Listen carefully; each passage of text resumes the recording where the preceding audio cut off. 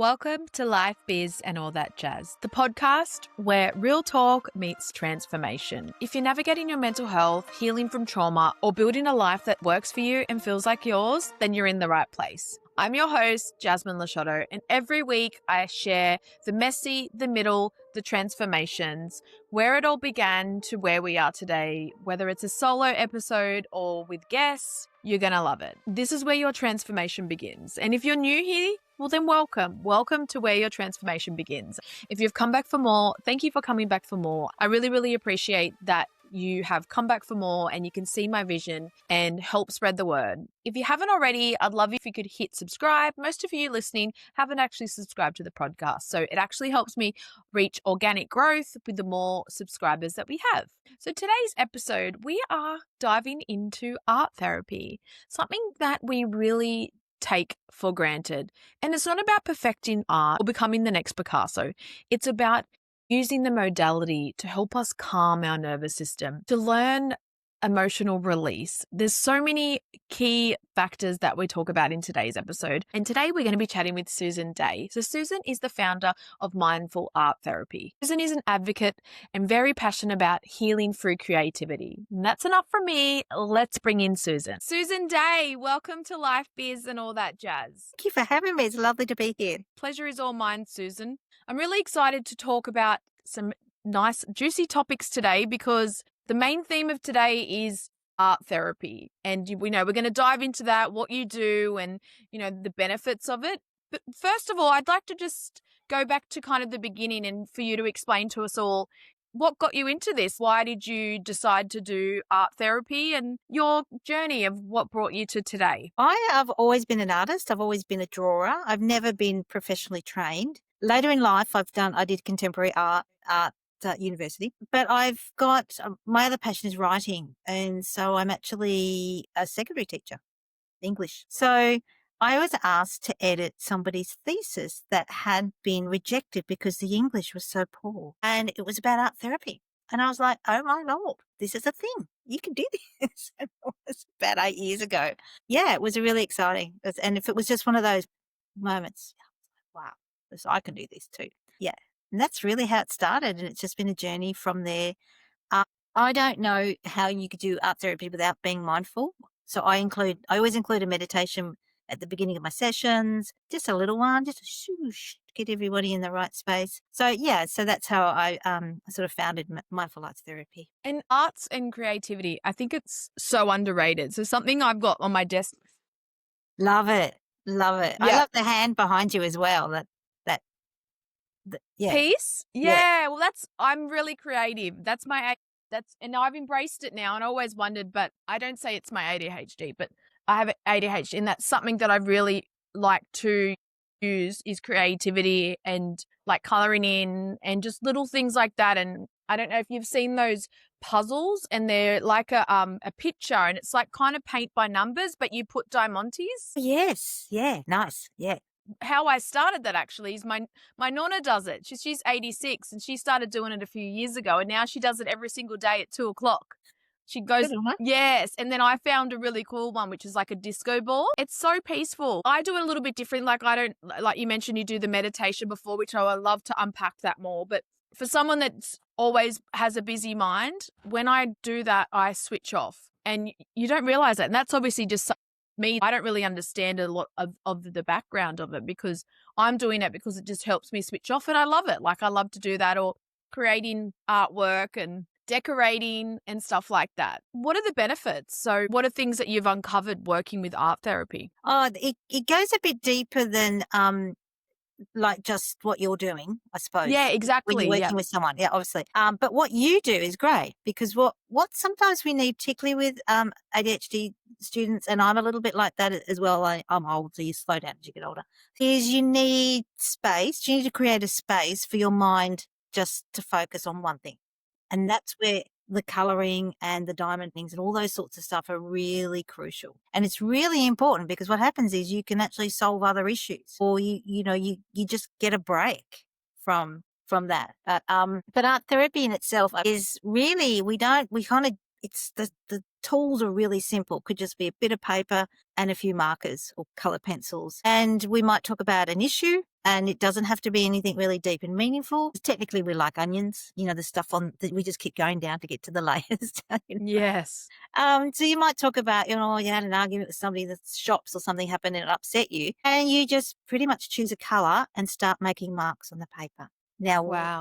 what color you choose, what kind of marks you make, where you put the marks on the paper, all these things are significant. I have training to sort of unpack them, but I don't do it on my own. Because everyone's unique and different. So that's just me working with, if I was working with you, I'd say, well, Jasmine, you've done green circles at the top of the page there. What do you think that means? And you might go, oh. So yeah, it's like I was working with a young girl, and she had been like I suppose what we might call the teacher's pet. And another child had come into the class midterm, as it were. She was a bit put out because the teacher was making a fuss of her, but she was a kind little girl, and she really liked the new student as well. So now she's talking and explaining it. She's doing these green circles, and every color has a negative and a positive. So obviously greens and be and jealousy and things like that. But the circles are a contemplative act. They mean she was processing and thinking. Wow.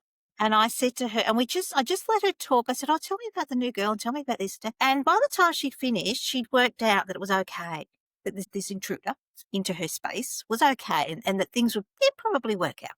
But it's just getting that. As a species, we've been drawing on walls and caves for millennia. And the fact that we stopped doing art, I think, is really sad as we get older. I had a gentleman in a class, and he was so excited because he was an older man. And I thought, it's not.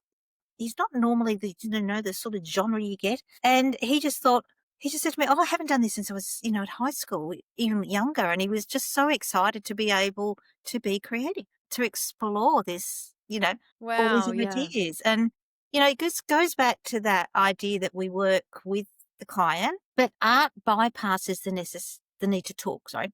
So often if you ask someone how was their day or what their problems are, when they're very stressed and anxious and depressed, it can be really difficult to form the words. Trauma victims, we often don't have the words. Children, teens don't have the language. They can't often express what's building up inside them, but they can do it with art or just scribbling or just even, just, yeah. So it's kind of like a pyramid. I say to people, it's like at the top, it's quite simple, but underneath, it's very complex. Yeah. Wow, thank you for explaining that. And it's definitely a lot deeper. I knew from looking at your website and stuff like that, understanding how much deeper it was to just coloring in and doing the pencils and that side. But that's what I wanted to touch on, like that creativity. When you have your clients, do you call them clients or patients? Clients.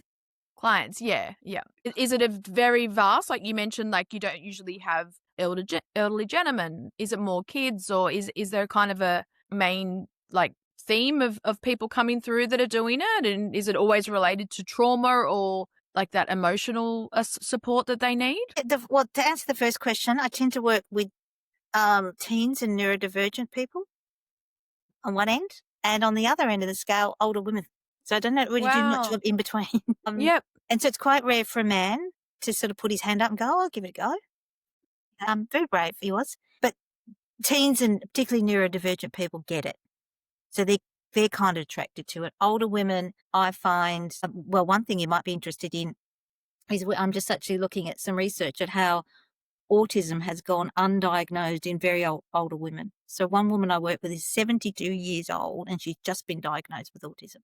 Wow. Because it presents differently in girls and boys. And I find this so fascinating with what's coming out now. And it's hard too because a lot of people are saying it's the environment. People are getting diagnosed now because it's a trend and all this stuff. And it really upsets me because I got diagnosed with ADHD at 36 after years of telling therapists something's wrong. They're like, no, it's high functioning anxiety and depression for years, multiple times. Now that I had that diagnosis, and I never really got the diagnosis to, I don't know, I did want to try medication and I did try that, and I don't think it's for me, but it was more, I felt seen and heard, and that's something that's really hard. And now that, there's more awareness now. and people are being braver and doing the uncovering. There's a lot more children as well being diagnosed now, and the spectrum's obviously quite wide. There's a variety, but I think it's, yeah, like you said, it's never too late, and it's very interesting of how many people have been missed. And I think I'm just kind of in a cusp, and I find a lot on TikTok and Instagram, because now when I was doing research, that's my algorithm. And I also like the theory research, and I'm academic research, peer review, because I love doing stuff like that as well. But what I'm finding is there is a big mixed generation.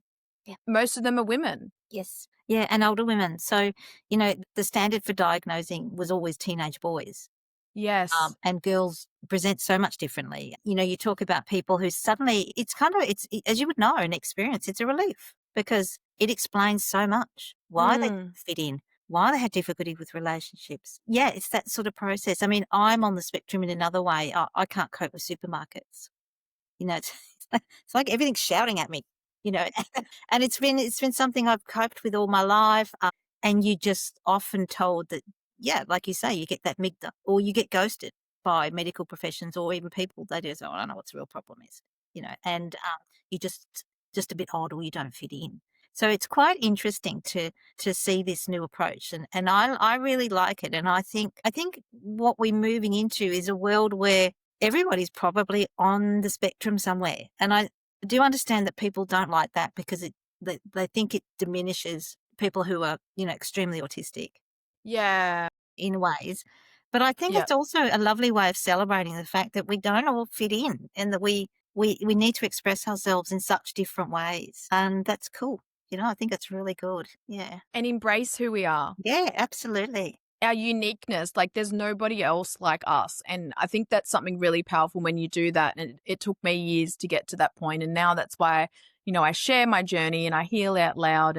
I want to share that the possibility of healing, and there's so much out there that can help, and so many different modalities like what you're doing with art therapy, that, you're never alone, and someone will understand, and there is something that can help you. And it's just finding the right thing and having the right support, learning to believe in yourself and trust yourself, and uncovering the darkness in a way some people could experience, or, the limiting beliefs, the trauma. There's so many things that really play into the way that we are and who we've become, that it's really breaking everything down and doing the work. With art therapy, so your business is Mindful Art Therapy. That's arts with an S, because I cover everything, like even music. Mindful Arts Therapy with an S. I'm going to link your website in the show notes, so everyone will be able to access through the show notes. So with that, initially someone would come to you and have a discussion. You would explain a bit more to them. What's the process? Like, how does that work?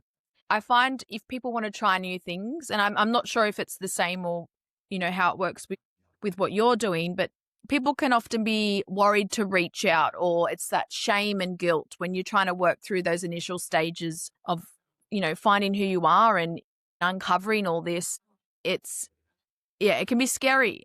And then again, for the high achievers, or people perfection, they don't want to seek, they know they want to change something, but it's that initial step for seeking help. So how do you make that journey easier at the start? I've just actually started doing this because I really wanted to approach is I offer a 15-minute free chat where you can Perfect. So if you're interested, you can book in with me and we can just have a chat about it. And if you like it, you like it. If you don't, that's cool. I don't mind. When I became an art therapist and started appearing on podcasts and talking about it, it became quite apparent that no one really knew what I was talking about. So I started writing books, and I've got 10 books. So that's another. Yes, I did see that. For $20, you can grab a book and give it a go. It's not quite the same, but the activities are the similar sorts of things I would do in a session, only you don't get the feedback.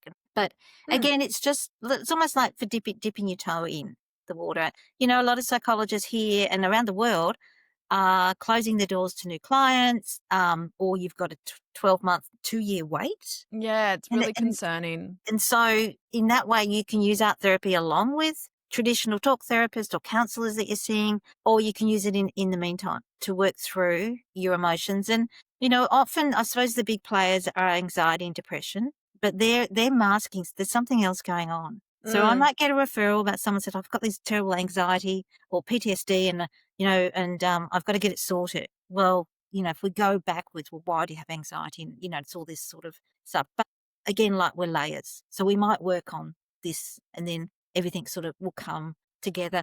My main role, I think, is building emotional resilience, particularly in teens and preteens. And that's a journey that we have over life. Sometimes life is cool and you think, yeah, I'm really emotional resilient. And then something terrible happens and you're not. That's what life's about. Yes. I don't know why I'm laughing, but No, I get it. life's like I funny. know what you mean.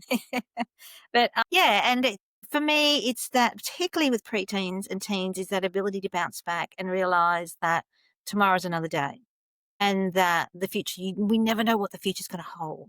And of course, the suicide rates are too high. One is too many. One suicide is too many. So that was one of my other main goals is to get the books out. I have an app as well.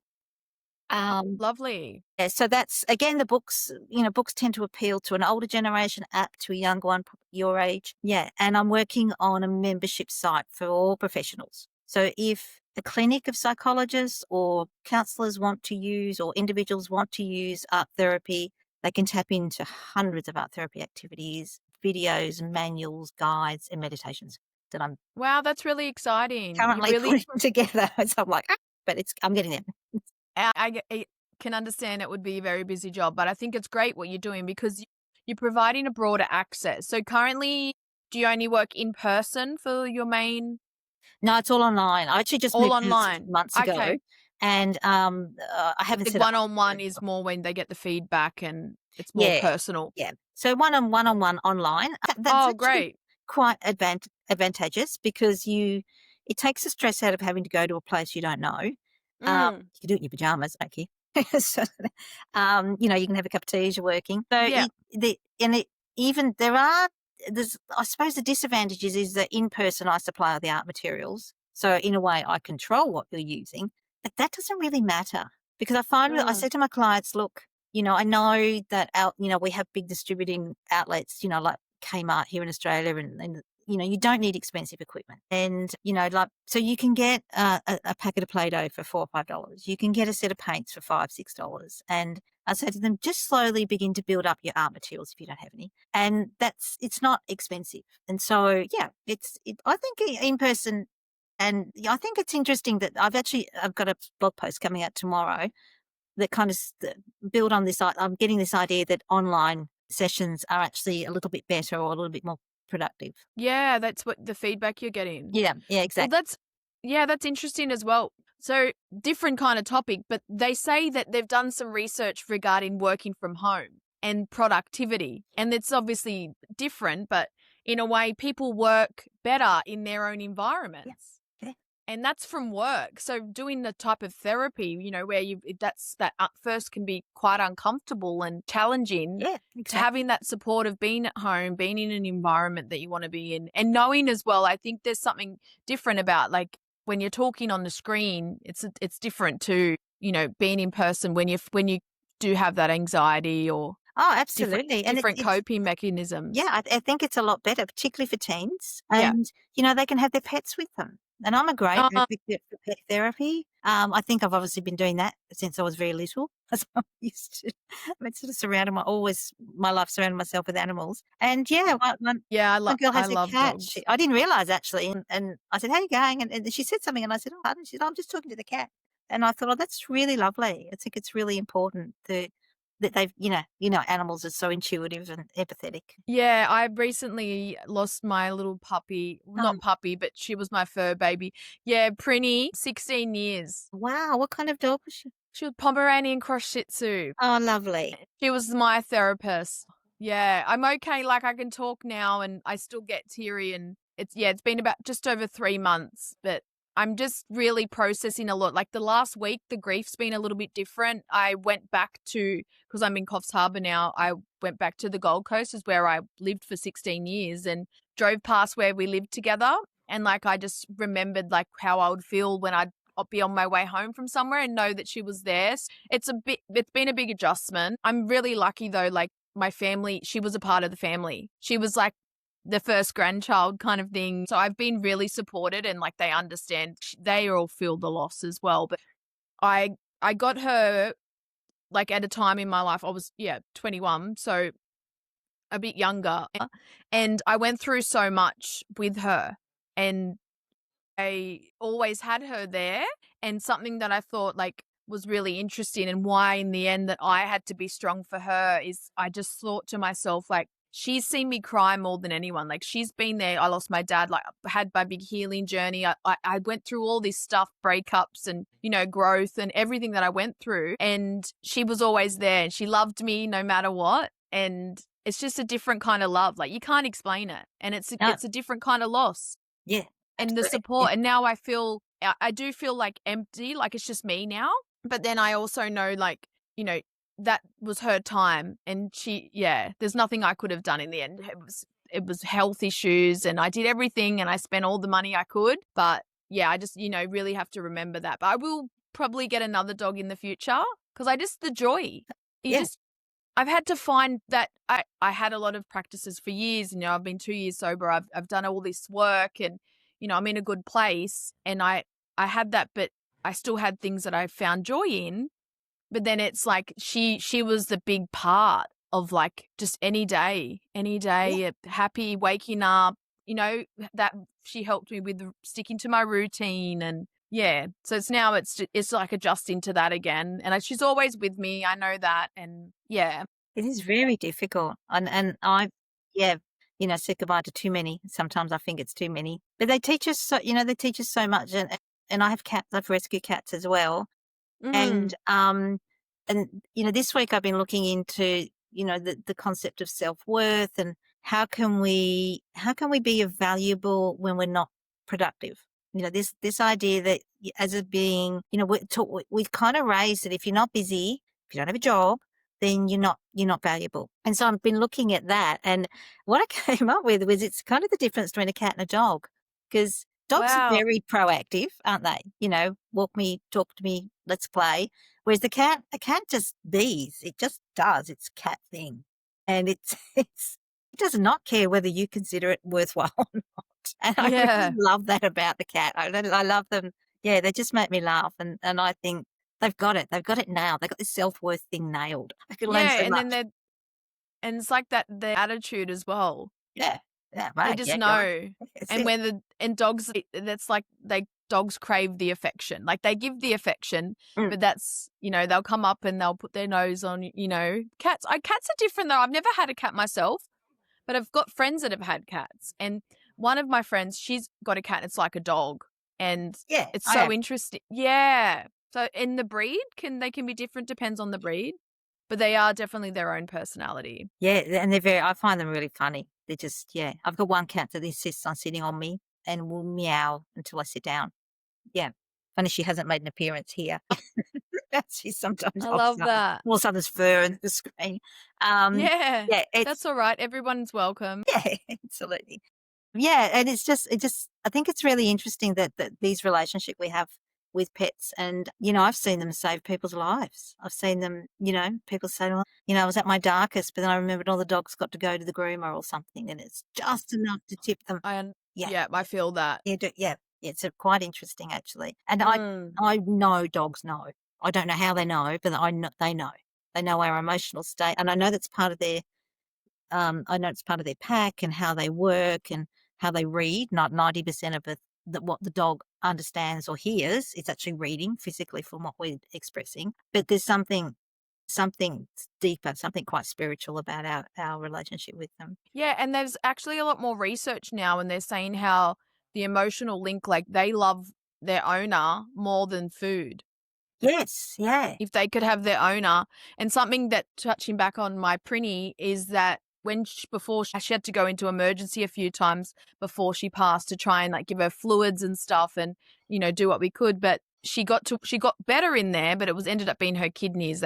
She came out and couldn't really keep up, and being 16, that was hard. But she wouldn't eat. She stopped eating. Like, she came good, but she wouldn't eat. And then I brought her home and she ate. So it was like, she just wanted to be with me. Like, that was more important. And I thought that was funny how they intuitive like that. Yeah, absolutely. Yeah. Yeah. So that's obviously something too people can think about, I think, is if they feel like they need something. There's so many things, like, can get a pet. And if you can't have a pet too, what I suggest people sometimes is you can do the rescue programs. Yeah, You can my best foster. friend does it. Yeah. Yeah. Yeah, She absolutely. Desperate for she loves fosters. it. Yeah. You can go to your local shelter and help walk the dogs. Yeah, volunteer there. Yeah. Yeah.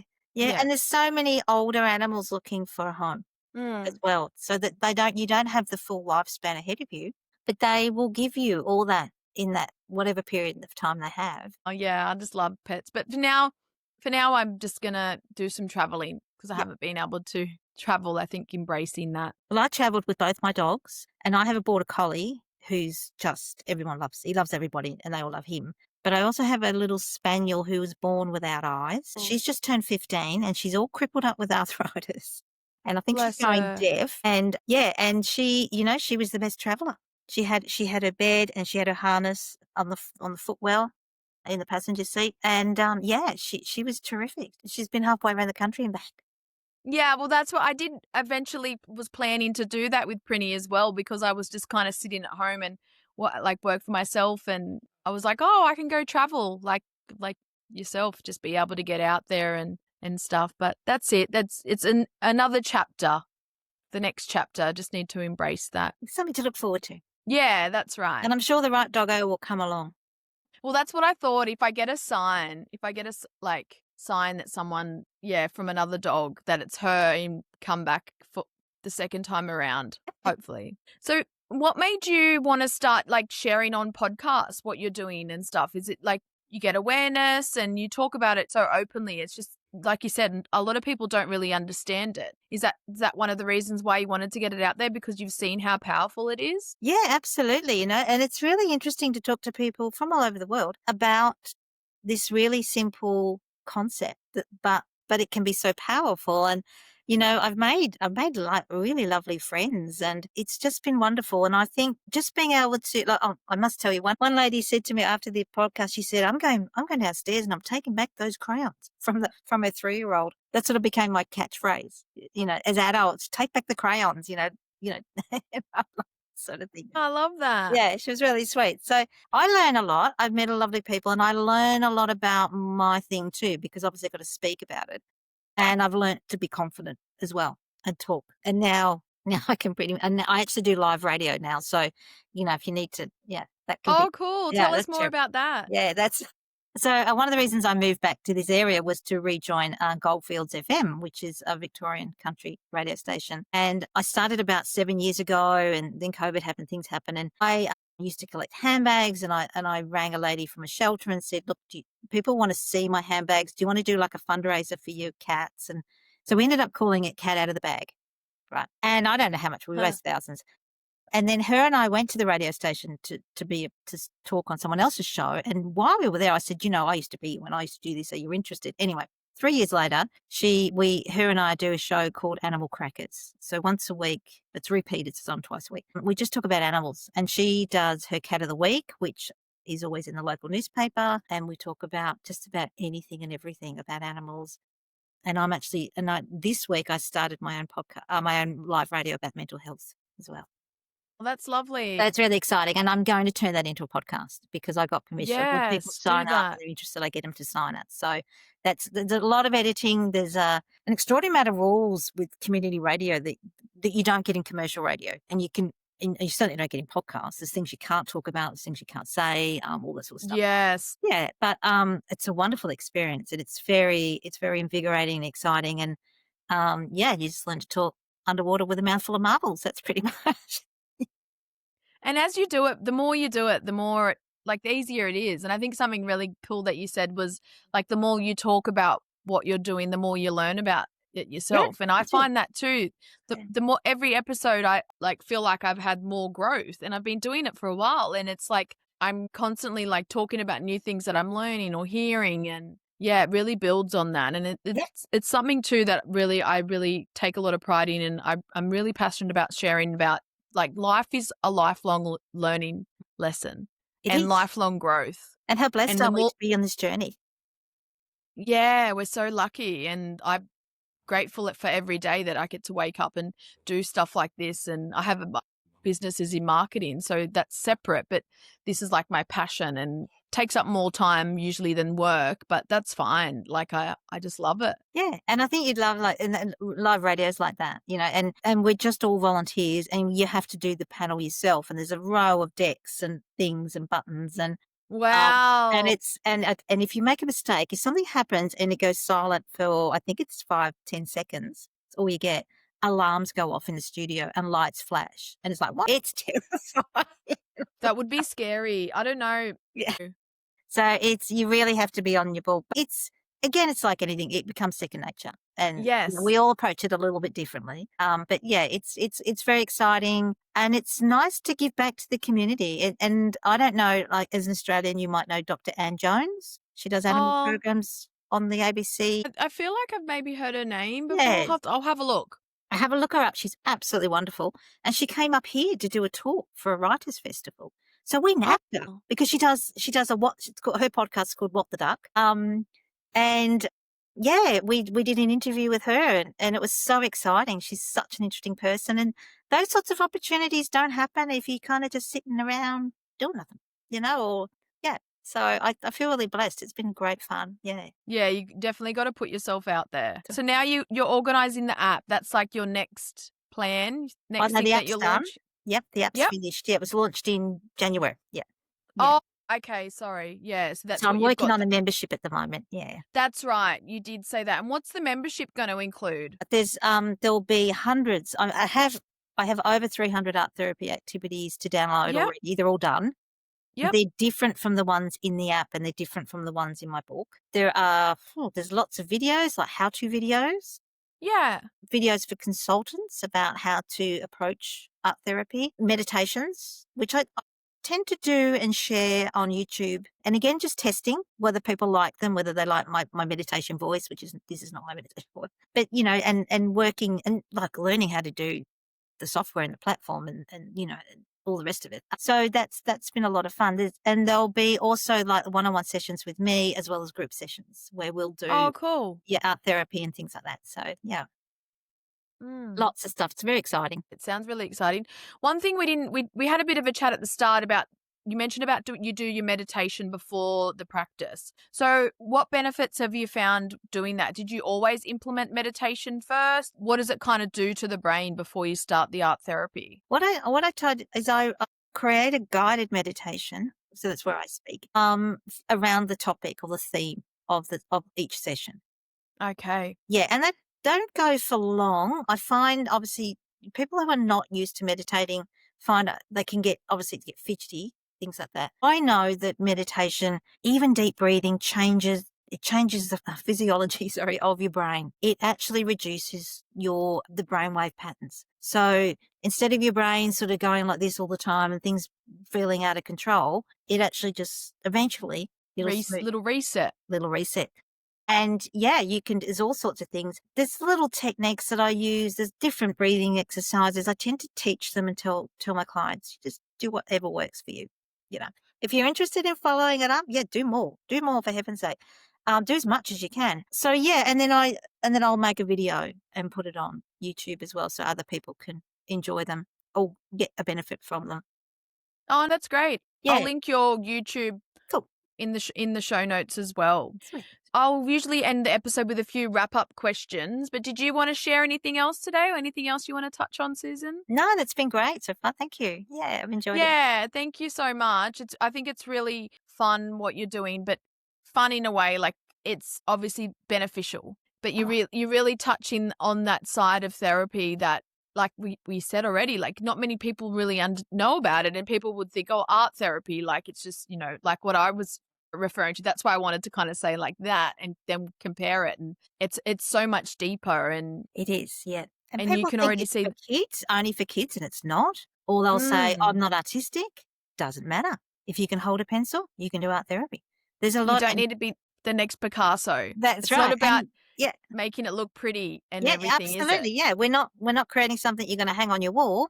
You might even throw it away. In fact, I've got activities that encourage you to burn or there's things that you can actually release it. Exactly right. So, often when I'm talking to people, I'll get my art journal out and I'll say, look, this is what I did. And it's just a mess, just a scribble. but I was working. Wow. This is what I was working on when I did it. And other pictures, because I can draw anything just about, but other pictures are they're beautiful or they're presentable. Well, that's okay. But, it's important that it's messy and it's, like I just had a blog post published, I think last week, and and I was saying I said to this young girl, I said, "Oh, how does it feel what you just did?" And she said, "I don't know, it's kind of weird." In a good way. And so, and I looked into that and I kind of explored that and expanded that into quite a deep blog post, because I think it's really important that people kind of go, weird is good. Messy is good. Yes. Yeah. Because then through the weirdness and the messiness is the breakthrough. Absolutely.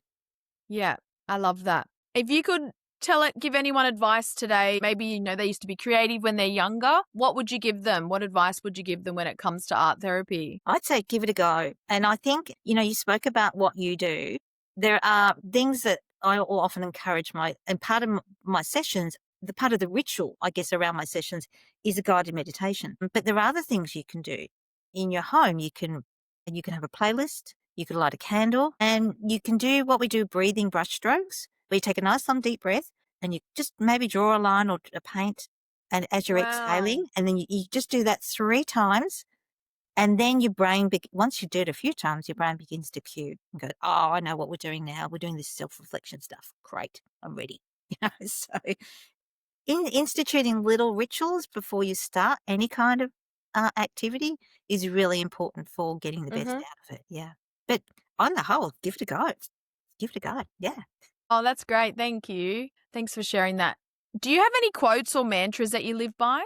Mine's progress, not perfection. Yeah. And I think that something was said to me just recently really struck home is whatever's in the way is the way. Yes. So whatever you don't want to do, whatever you don't want to think about or approach is the way. That's through. the way. I love that. Yeah. And so we do tend to take the easy route, and I do it as well. If I'm doing something like I really dislike analytics and I really dislike bookkeeping. So I run a business. It's just done really quickly. But understanding your analytics, understanding where you're going, like with social media and things like that, is really, really important. But yeah, so whatever's in the way is the way. That's really perfect. Well, thank you so much for your time today, Susan. It's been very insightful and educational. I've learnt some new things as well, and that's what I love. I know everyone's going to have some great takeaways to take from this episode. So what's the best way to get in touch with you? I will put your website down and your YouTube. Yeah, so my logo is a coloured bird that's just taking off in flight. And it's pretty much most of the platforms at Mindful Arts Therapy. Yeah, I'll put all the links down as well. So yeah, have a look. And I do have my own podcast, but they're kind of limping along at the moment because I'm busy with other stuff. But yeah, reach out and have a chat. Yeah.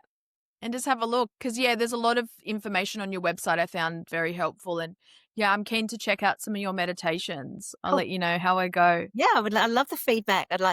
All right. Well, thanks again for your time, Susan. And to everybody else listening, remember it's progress, not perfection. And I'll see you next week.